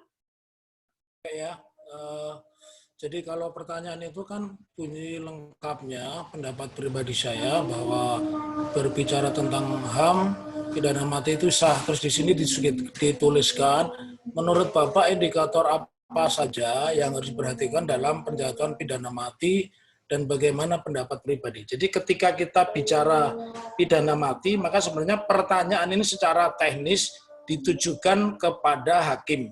Karena yang bisa memberikan seseorang mati atau tidak mati, ya, makanya sering disebut hakim itu wakil Tuhan. Kenapa wakil Tuhan? Karena sebenarnya yang boleh mematikan orang itu Tuhan. Nah, kita bicara, tapi ini ada ilmunya, bahwa seorang hakim ketika menjatuhkan vonis, dia tidak hanya berdasarkan pasal 185 KUHP. Itu apa? Fakta-fakta yang ada di depan persidangan. Tetapi dia juga harus mendasarkan fakta-fakta meta yuridis. Apa itu meta yuridis? Hal-hal yang tidak bisa ditemukan di depan persidangan. Saya memberikan satu contoh, kasus kopi maut Jessica, ya, kopi maut Jessica, itu secara faktual, menurut teknis hukum, secara akademis, dia tidak bisa didakwa, apalagi kemudian dijatuhi hukuman, karena tidak ada satu peristiwa yang dibuktikan di depan persidangan itu bahwa dia yang menuangkan kopi, kemudian dia yang mempersilahkan duduk dan sebagainya. Karena peristiwa yang terpenting adalah ada nggak dia menuangkan kopi. Tetapi hakim menggunakan pertimbangan meta yuridis.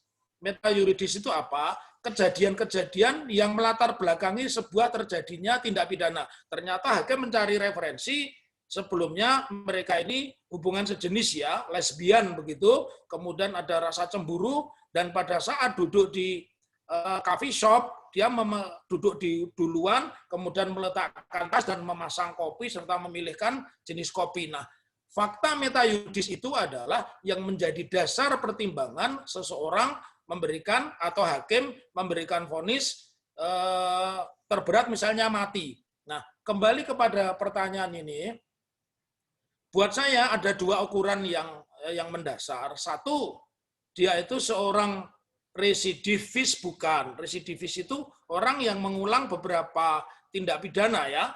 Kemudian yang kedua, tadi kondisi-kondisi objektif tertentu, apakah itu masuk kategori misalnya keadaan luar biasa. Apa itu keadaan luar biasa? Misalnya ini dalam posisi perang, dalam posisi pandemi, dalam posisi bencana alam misalnya.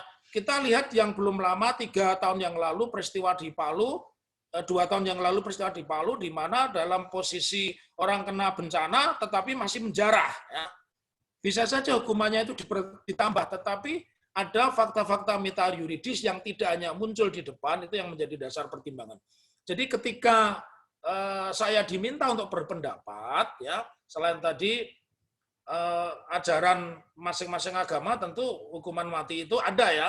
Kalau mendasarkan pada hukuman agama Islam itu sebenarnya itu sangat bagus. Kenapa? Karena dia mengurangi dosa, mengurangi pembalasan nanti di akhirat.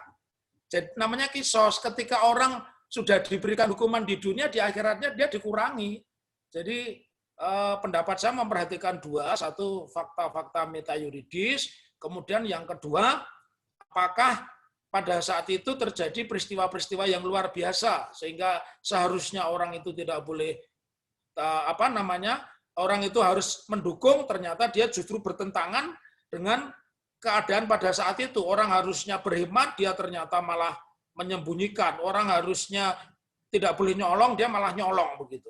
Jadi pendapat saya begitu, ya, untuk mahasiswa Mas apa tadi?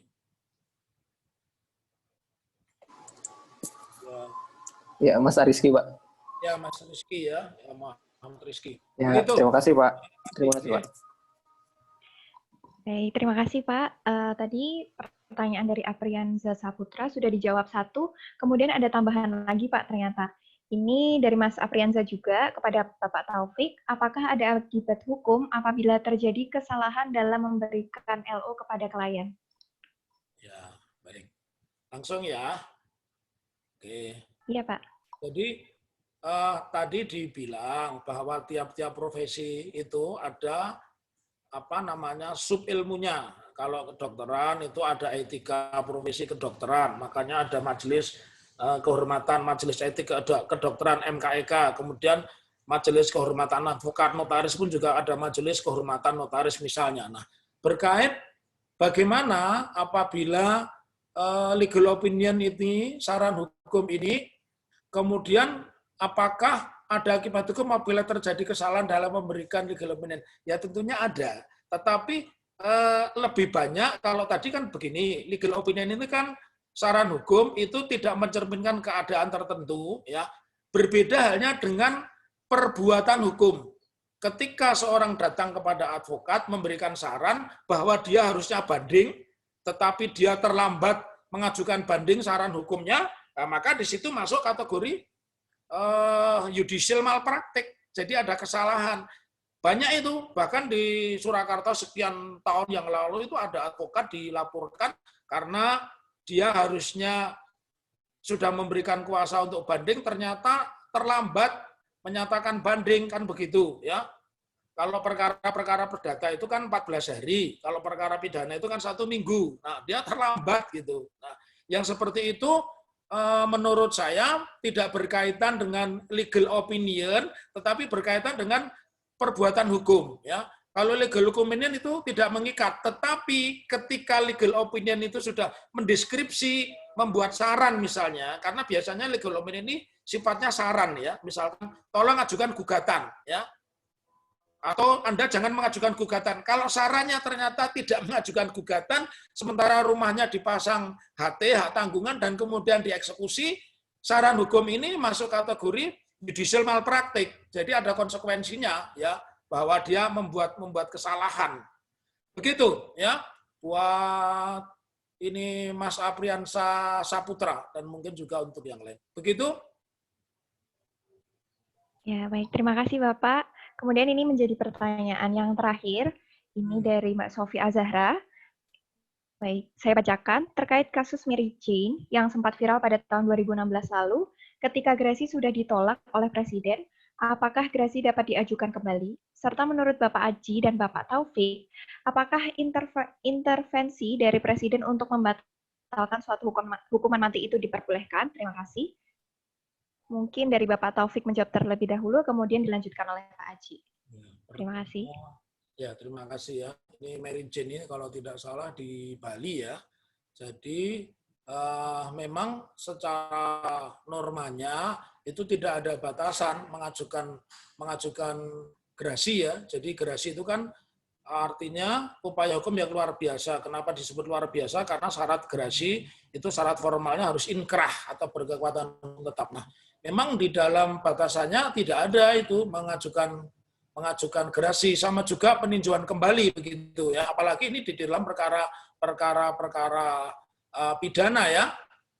Kemudian kalau tadi disebutkan bahwa memang boleh tidak ya seorang presiden itu membatalkan satu hukuman mati, kita menganalisa dulu bahwa presiden itu kan dilekat, selain dia itu petugas eksekutif, kepala petugas eksekutif ya, begitu disebutnya, dia ini kan juga memiliki hak-hak prerogatif bidang judicial, bidang hukum, misalkan memberikan gerasi, amnesti, abolisi, dan rehabilitasi ya. Nah, pertanyaannya, menurut saya di dalam kasus Bali 9 itu salah satunya memang yang dulu menjadi sebuah perdebatan panjang, bahwa ada satu ketika dia membatalkan proses hukuman mati. Kalau kita melihatnya, itu secara konstitusi, itu memang presiden berhak ya. Presiden berhak, tadi saya menyampaikan, ada hak-hak prerogatif ya, memberikan gerasi, amnesti, abolisi, dan seterusnya. Hak-hak prerogatif yang dimiliki oleh presiden. Nah, pertanyaannya, saya yakin ketika presiden memberikan pendapat seperti itu, tentu dia memiliki begitu banyak pertimbangan ya, begitu banyak pertimbangan ya. Artinya secara ilmu pengetahuan, secara norma itu dibenarkan ya, dibenarkan. Nah, pertanyaannya apakah itu diperbolehkan atau tidak? Itu saya pikir tergantung subjektivitas presiden ya. Tetapi secara norma boleh saja ya, mungkin ada pertimbangan tertentu, misalkan karena tadi di awal saya sebut ada itu napi yang sudah menjalani hukuman 20 tahun, kemudian tetap dihukum mati. Itu kan dihukum 2 kali itu. Jadi pendapat saya itu bisa diperbolehkan ya, karena dia boleh memberikan ampunan gitu ya. Begitu jawaban saya untuk Mbak Sofi Az-Zahra. Baik, terima kasih. Kemudian dilanjutkan oleh Pak Aji, silakan Pak. Ya, jadi kalau tadi kan di dalam slide ya, kalau tidak salah kan ada putusan Mahkamah Konstitusi nomor 107 garis miring PUU garis datar 13 Romawi garis miring 2015 yang kemudian itu membebaskan MK membebaskan terpidana mengajukan permohonan gerasi kapan saja. Jadi putusan ini mengubah aturan sebelumnya. Nah, kalau berkaitan dengan hal ini berarti ketika kemudian mengajukan gerasi berkali-kali ya memang bebas saja. Dan apakah kemudian Presiden dalam tanda petik mengintervensi atas putusan hakim, teman-teman harus ingat bahwa ketika Presiden itu Anda katakan intervensi, bukankah ada teori trias politika gitu ya. Jadi ada eksekutif, ada yudikatif, ada legislatif. Yang trias politika ini yang kemudian ketika dikerucutkan lagi, ketika Presiden memberikan gerasi amnesti, harus diingat bahwa ada konsep ini ya, lei kontrak sosial. Jadi lei kontrak sosial itu yang kemudian masyarakat memberikan sebagian haknya kemudian kepada pemimpinnya untuk menyelenggarakan welfare state atau negara yang makmur. Negara yang makmur itu salah satunya membangun pasar, membangun rumah sakit, membangun sekolah, dan pengadilan. Nah, kalau kemudian sudah membangun pengadilan sebagai pelaksanaan lei kontrak sosial dengan rangkaian trias politika tadi, kemudian hakim memutus pidana mati, sedangkan mengajukan pengampunan, gerasi, dan sebagainya, gerasi, amnesti, dan abolisi, kemudian sebagai kepala negara dan kepala pemerintahan, dia punya hak prerogatif untuk memberikan itu. Nah, dari mana hak itu muncul? Ya karena dari lei kontrak sosial tadi. Jadi ini istilahnya bukan intervensi, tetapi hak prerogatif. Meskipun hak prerogatif itu terjadi perdebatan di kalangan pegiat hukum tata negara. Tetapi kalau sependek yang saya tahu, hak prerogatif itu yang merupakan atribut dari seorang presiden. Masa presiden nggak punya hak yang istimewa yang disebut prerogatif, itu kan lucu ya. Jadi sebagai kajian lei kontrak sosial atau kajian kontrak sosial dikaitkan dengan teori trias politika, dikaitkan dengan kewenangan penegakan hukum yang kemudian salah satunya dijalankan oleh misalnya para penegak hukum di bawah Presiden, Kapolri, dan Jaksa Agung, maka dengan konteks pengampunan berwujud gerasi, amnesti, abolisi, ini sebenarnya bukan merupakan intervensi, tapi merupakan penggunaan hak prerogatif dari seorang presiden. Demikian, Mbak. Terima kasih. Baik, terima kasih Pak Haji. Kemudian sesi tanya jawab kita akhiri. Selanjutnya dipersilahkan kepada narasumber untuk memberikan closing statement, dimulai dari Bapak Taufik terlebih dahulu, kemudian Pak Haji. Baik, kepada Pak Taufik, saya persilahkan. Baik, terima kasih ini kepada rekan-rekan mahasiswa semua bahwa kita itu harus punya moto hidup ya, punya moto hidup yang ingin saya sampaikan kepada Anda semua. Orang pintar itu salah satu sebabnya karena melakukan 3 hal. 1, dia membaca, ya, kemudian dia berbicara, dan yang ketiga dia adalah menulis. Oleh karena itu, kalau kita mau pintar, kita harus banyak membaca, ya, kita harus bisa bicara, dan yang ketiga kita harus menulis. Jadi sepanjang seseorang itu masih hidup, ya, maka dia harus melakukan 3 hal itu. Ya. Kalau kalian ingin hidupnya lebih bagus, ya 3 hal itu harus dilakukan ya. Nah, kemudian di dalam konteks permasalahan yang kita sampaikan pada hari ini, saya ingin menyampaikan kita jangan membenarkan hal-hal yang biasa, tapi membiasakan hal-hal yang benar. Begitu Mbak Lutfi, terima kasih. Selamat sore Pak Rustamaji, juga Pak Agus Riwanto, Pak Puji, dan dosen-dosen yang lain. Assalamualaikum warahmatullahi wabarakatuh. Waalaikumsalam warahmatullahi wabarakatuh. Terima kasih banyak Bapak. Kemudian Bapak Aji, dipersilakan untuk memberikan closing statement. Oke, terima kasih Mbak. Jadi saya sangat setuju dengan apa yang disampaikan Pak Dr. Muhammad Taufik tadi. Jadi kalau kita mengutip Pak Karno, ya, aku menjatuhkan hukuman mati, namun aku tak pernah mengangkat tangan untuk memukul mati seekor nyamuk. Sebaliknya, aku berbisik kepada binatang itu, ayo nyamuk, pergilah, jangan kau gigit aku. Itu kata-kata Pak Soekarno. Jadi meskipun dia sudah menjatuhkan hukuman mati bagi seekor nyamuk, itu sebenarnya dia memberi kesempatan. Ayo nyamuk, pergilah, jangan kau gigit aku. Nah, sebenarnya ketegasan seorang pemimpin dalam menjatuhkan pidana mati pun itu sebenarnya sangat bisa dilakukan. Namun demikian ada langkah-langkah yang kemudian bisa lebih memelihara kehidupan sehingga pidana mati itu tidak perlu sampai benar-benar diwujudkan. Nah, dari ilmu yang sudah didapatkan hari ini, sudah membaca banyak hal, saatnya teman-teman menulis seperti yang disampaikan Pak Muhammad Taufik tadi. Nah, kesempatan teman-teman adalah, ini terutama untuk PKM ya, PKM GT itu masih ditutup tanggal 22 Februari. Jadi kalau hari ini kita sudah membahas tentang hukuman mati dan Anda dapat referensi banyak dari putusan MK dan sebagainya. Kalau teman-teman sampai tidak mengirimkan PKM GT atas nama komunitas MCC, namanya keterlaluan. Karena Anda sudah dikasih ilmu, dikasih pembicara-pembicara yang mencerdaskan teman-teman tadi, dan diweling oleh Pak Muhammad Taufik untuk menulis. Nah, ini saatnya menulis.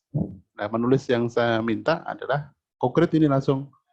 Sampai tanggal 22 masih ada kesempatan bagi teman-teman sekalian untuk menjaga marwah Fakultas Hukum, berlaga di tingkat nasional, tulislah program kreativitas mahasiswa, gagasan tertulis. Gitu ya teman-teman ya.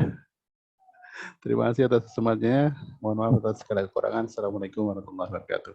Waalaikumsalam warahmatullahi wabarakatuh. Terima kasih Pak Aji. Kemudian setelah closing statement disampaikan, maka saya akan menyampaikan kesimpulan dari materi hari ini. Secara singkat saja, jadi legal opinion ini adalah pandangan atau pendapat tentang masalah hukum yang dikaji, yang khususnya menyangkut ketumpang tindihan pelaksanaan peraturan hukum.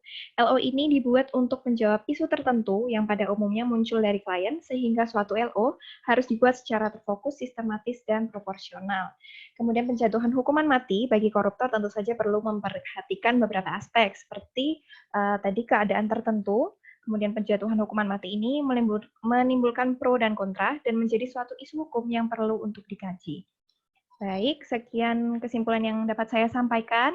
Mungkin dari teman-teman, karena tadi sudah disampaikan oleh Pak Aji untuk mendaftar PKM, silahkan untuk mendaftar PKM, karena ini sangat bermanfaat untuk kita dan lumayan untuk mengisi SIP Smart, kalau bisa.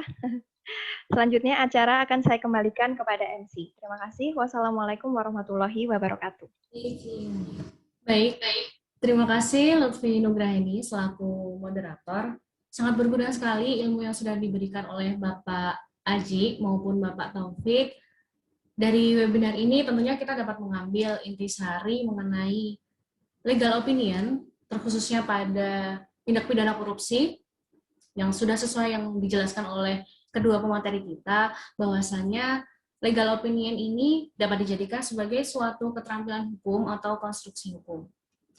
Dan sampailah kita kepada penghujung acara, yaitu penutupan.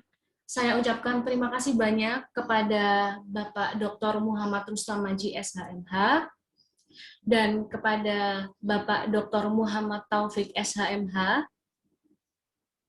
yang telah memberikan materi dan ilmunya kepada kita semua. Dan tak lupa saya ucapkan banyak terima kasih kepada seluruh tamu undangan yang turut hadir dan berpartisipasi pada acara siang hari ini.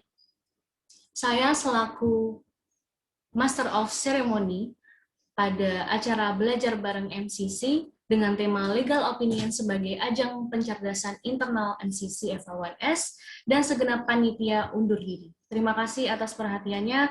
Akhirul kalam, wassalamualaikum warahmatullahi wabarakatuh. Om Santi Santi Om Namo Buddhaya.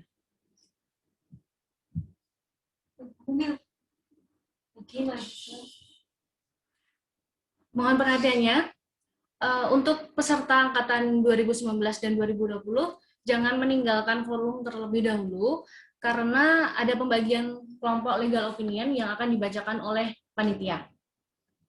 Terima kasih. Baik, terima kasih kepada Master of Ceremony dalam acara BBM Belajar Bareng MCC dengan tema Legal Opinion sebagai ajang pencerdasan internal moot court community. Kepada seluruh hadirin yang ingin meninggalkan room ini dipersilahkan, dan kepada seluruh peserta yang telah mendaftar kemarin, yaitu angkatan 2019 dan angkatan 2020, untuk tetap stay di sini akan ada pembagian kelompok oleh panitia.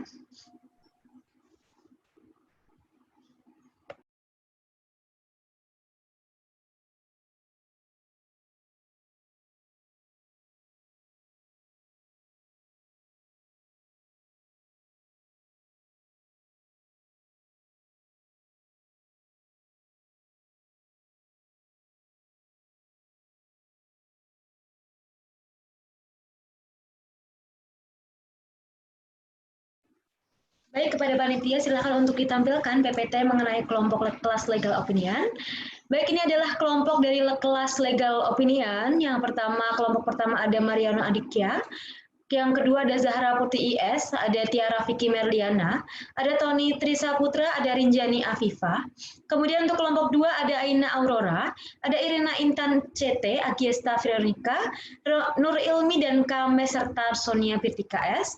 Kemudian kelompok 3 ada Fani Fadila, ada Evana Risanti, ada Hirma, ada Denis, dan ada Aryuda. Kemudian kelompok yang 4 ada Ferdinand Yusuf MS, ada Sinta Kusuma, ada Muhammad Salahuddin A, dan Nur Rahma, serta Liza Mautia. Bagi kelompok 1 sampai dengan kelompok 4, silakan untuk di-screenshot terlebih dahulu untuk mengetahui kelompoknya masing-masing ya. Dipersilahkan.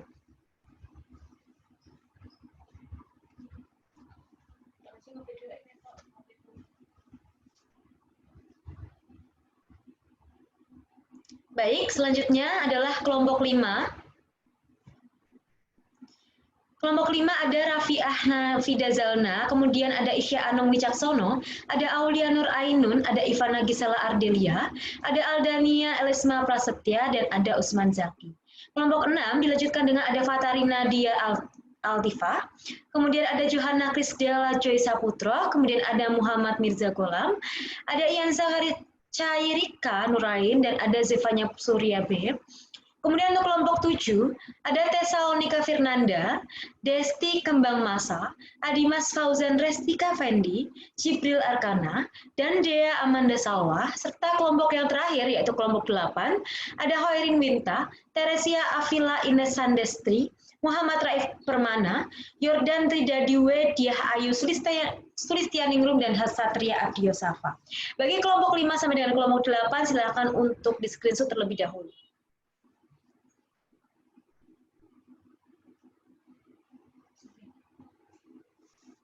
Hai, everybody. Oke, lanjut. Kita masuk ke dalam kakak pembimbing atau mentor kalian selama kalian mengerjakan legal opinion. Untuk kelompok 1 ada Muhammad Ariski dengan nomor nomor WhatsApp 087879807663. Kemudian yang kelompok 2 ada Dera Ananda, kelompok 3 ada Erika Milanipe, kelompok 4 ada Fitri Nur Aini, kelompok 5 ada Andi Lufi Miranda, kelompok 6 ada Paulus Aji, dan kelompok 7 ada Safira Safa. Mohon maaf ini kelompoknya kurang satu ya teman-teman. Kelompok 8 diampu oleh Aprianza Saputra. Jadi ini adalah kontak person dari masing-masing kakak pembimbing kalian. Silakan untuk di screenshot. Untuk kelompok 8 silakan salah satu perwakilan untuk menghubungi pihak panitia untuk meminta kontak person dari Aprianza Saputra sebagai kakak pembimbing kalian. Mohon maaf ada koreksi, kelompok 8 kakak pembimbingnya Levri Mikael ya.